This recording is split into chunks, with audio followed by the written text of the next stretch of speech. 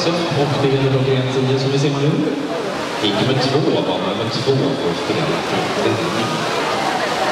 Det ska lektion göra också gren 10, gick nummer 2, bana nummer 6 för fel start. Presentation av nummer 7 på banan 1 ser vi Nils Malmberg hjälperna, bana 2 Linus Bodin i Södertörn. På bana 3 Niklas Ryming i Turberg, bana 4 Emil Berg i Södertälje, bana 5 Dimitris Laris Stävig. På bana 6 har vi Daniel Tampera spårvägen, bana 7 Daniel Parsejar, bana 8 Marcus Annas på spårvägen. Först i mål här är nummer 6. Det är William Arvidsson från Danderyd som går i mål på delen 43-21